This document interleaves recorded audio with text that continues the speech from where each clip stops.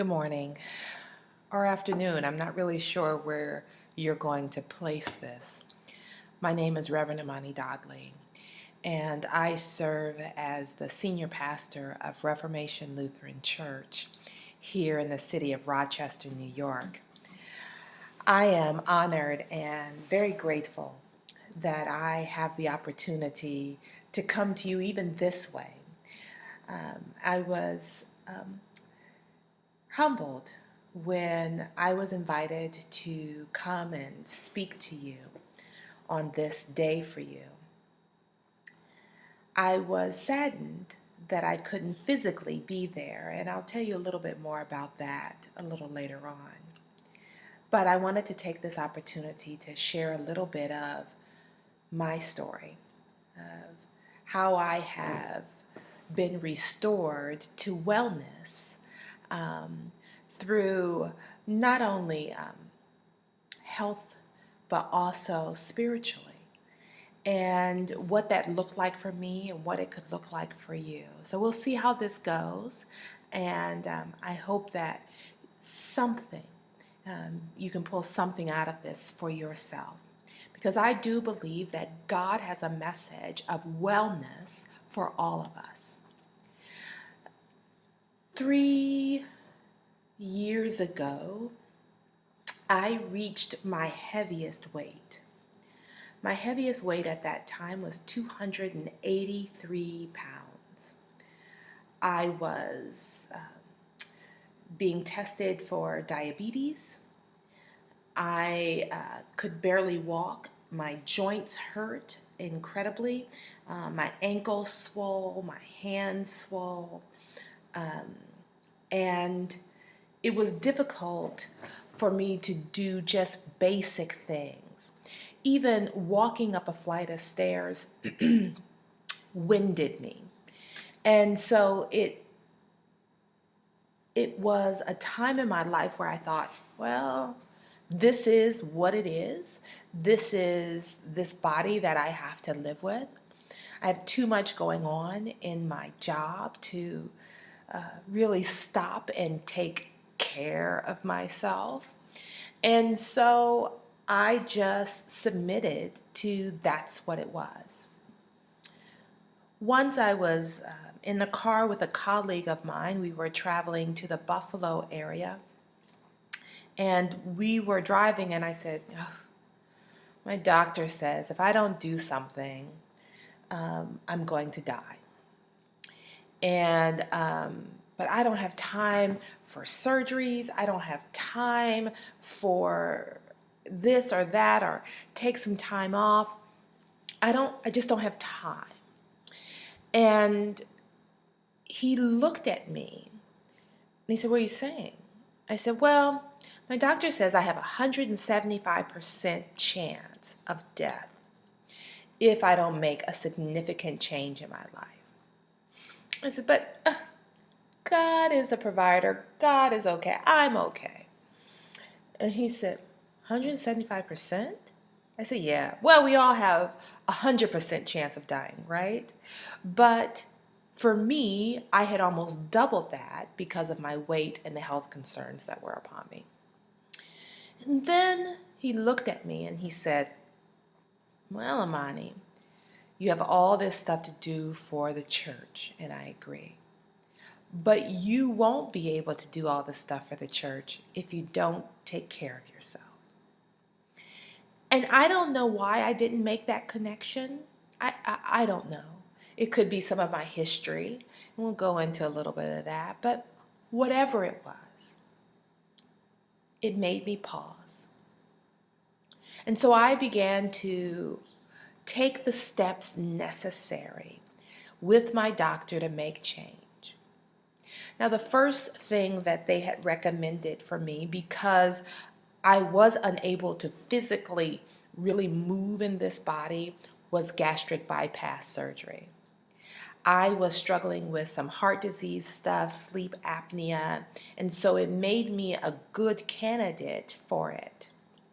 And so when I had gastric bypass surgery, September 13th of 2 years ago, I was at 282, 281. I had dropped a whopping 2 pounds.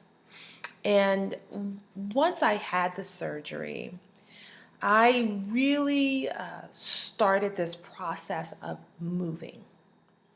And it was just by walking and those type of things. And weight really wasn't coming off the way that I had thought it would come off. And to be perfectly honest, with the gastric bypass, and it is an option for many, and people think it's a easy way out, but it is not. There's a lot of work that goes with that. But with the gastric bypass, I lost and started losing, probably helped me about 45% of the weight loss that I've had. And then I found yoga again, or maybe yoga found me. And in the process of going to a yoga class and not looking like the other yogis, whether it was because I was heavier still, because I was still at about a 220 at this time, whether it was because of my weight, whether it was because of this, being a nappy-headed little colored girl from Columbus, Ohio, whatever it was, I didn't feel comfortable there, but I knew that I had to do it. It was a way for me. I felt this calling. And so I started doing yoga. Now, when I started doing yoga, I remember being in a position called downward dog, and that's where your body is inverted. You know, your butt is up at the top, your hands are here, and your legs are here. So you're in this little V shape, touching your mat. And while I was there trying to shine my hips up to the sky as the yoga teacher was sharing with me, she said, now take your foot, right? Remember your foot's down here, and take it to your hands. I was like, what the? No, I almost said something else. And I remember not being able to physically do that. I couldn't move my leg up even still, but I kept at it. She said, okay, well, that's fine. Lower the knee and then just kind of hop or walk that foot up. And so I did. And I kept coming back and coming back and coming back. And in the process of coming back, yoga found me and grabbed me. And it reminded me of something I heard years ago. And it said, when you fully understand the sacred trust that the Lord has placed in your care, you will cherish your sanctuary with your very life. You see, yes, I had had the gastric bypass. Yes, I had started new diet or eating habits, but I didn't cherish this sanctuary yet. And so I began to cherish it. I began to mindfully eat, not just rush and eat. I began to go more to my yoga practice, go to my mat. And in that 75-minute window of time where there was no distractions, I began this process of forgiveness. Forgiveness of myself, forgiveness of others, forgiveness of what I was seeing in the world, just forgiveness, and whatever that looked like. And that began to change something for me. Something opened up. And my yoga practice kept pushing me more and more into, which I really believe was led by the Spirit of God, to lead me into this healthy body in which I have now. And so 2 years later, after my gastric bypass and the gastric bypass helping me with about 45% of the weight loss. Yoga moved me into losing the full amount of weight. And so what was a 283-pound woman before you now is a 139-pound girl, woman slash, and I say girl in the purest sense because I feel younger, I guess, but all woman. And so something happened in between this. I don't know if you can see this, but this was my before and after picture. This was my heaviest. And this was last December. And so a process of change started happening for me where I realized something. I want to read you this quote from a book, A Course in Miracles. It says, "When you look within and see me," talking about the Holy Spirit, "it will be because you have decided to manifest truth. And as you manifest it, you will see it both without and within. You will see it without because you saw it first within. Everything you behold without is a judgment of what you beheld within." And then it goes on to talk about, remember then that whenever you look without and react unfavorably to what you see, you have judged yourself even unworthy. But this is my favorite part. You see what you expect, and you expect what you invite. I expect wholeness, wellness. I expect love. I expect forgiveness. I expect this beauty, not only around me, but within. Because perception is a result of invitation. I invited cherishing my sanctuary, and thus I did. And it's more than a yoga practice. Okay, so maybe yoga isn't for you. But what are you expecting? Are you even expecting? I mean, okay, it does mean that there should be some action towards expectation, because expectation is a action word. It is not something sitting idly around, When, the disciples, after Jesus ascended into the clouds, they were all looking up, right? They were just like, oh, look up. And someone said, what are you standing around waiting for? Do something. And so what is it that you are called to do, but also cherish? And when I say do, I don't mean adding something in just to be adding and piling it in.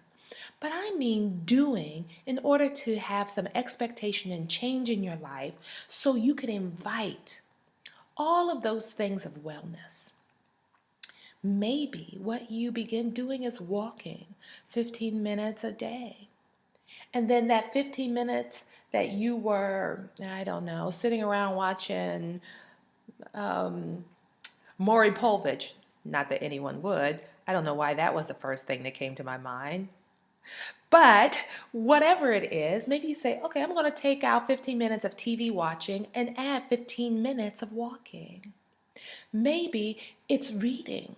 Maybe I'm going to read 15 minutes of something that feeds my soul, that I cherish, and take out 15 minutes of talking on the phone. Whatever it is, find something that you can add into your life and also take away that creates a balance. My shirt says spiritual gangsta. Yeah. And it means, and on the back, it's a project, an initiative that I've started called Yoga for a Good Hood. And it's yoga for anyone and everybody. Um, it is a donation-based program. And our motto is we open eyes. We walk the streets to open eyes, not terrorize, right? And so I'm here to help you open eyes, to see that you are important and beautiful. You are worth it. You are the sanctuary of the Holy Spirit. Why not? I mean, you've invited the Holy Spirit into your life. Do you want this temple, this sanctuary to be a mess? No. You have to find ways to cherish it. And sometimes it starts with forgiveness.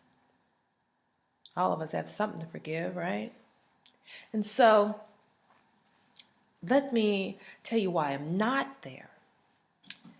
So, last week I was diagnosed with lupus and rheumatoid arthritis. It was interesting for me because I said, lupus, rheumatoid arthritis, I'm 45 years young and I'm this girl now, I'm active. What do you mean? I said, well, that's the diagnosis. And so it took me back because I said, wait a minute, I'm cherishing this sanctuary. I'm taking care of this sanctuary. And where in the Sam heck did these two diagnoses come back? That's a genetic thing. Then come to find out, 7 people in my family have some form of lupus. Several have some form of arthritis on both sides of my family. So it has connected right here into this body. And so I'm doing more testing and have an opportunity to go to the Cleveland Clinic and those type of things to just see what all is going on. I tell you that because it is important. We don't all talk to our families for many reasons, right?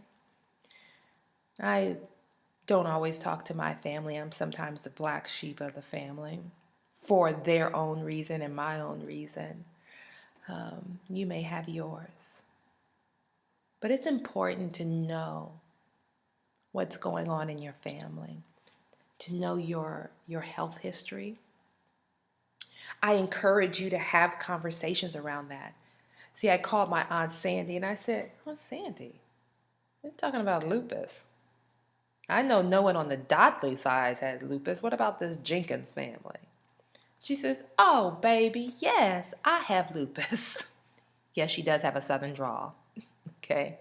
And I said, what? She said, oh, yeah, and your mama had lupus. I mean, she didn't really deal with the diagnosis, because of mental health concerns. But, yeah, she had lupus. My 2 nieces have lupus. My 2 nephews have, and your great aunt Diane. And I'm like, are you kidding me? We never talked about it. I encourage you to talk and find out your medical history because all of that influences what goes on in this body. See, I still invite wellness into my body. It just may look a little different. I invite wholeness. I invite love. You see, when we invite love and wellness and wholeness, we give it out. I invite you to be spiritual gangsters of your own life, of your own community, and share that love, share that wellness, share that wholeness for yourself and for others. I greet you, my beautiful, beautiful, beautiful sisters and brothers, with peace and love, wholeness, and wellness. May you find it and be your own spiritual gangster. Have a great, great retreat, and I hope to connect with each of you soon. Namaste and blessings.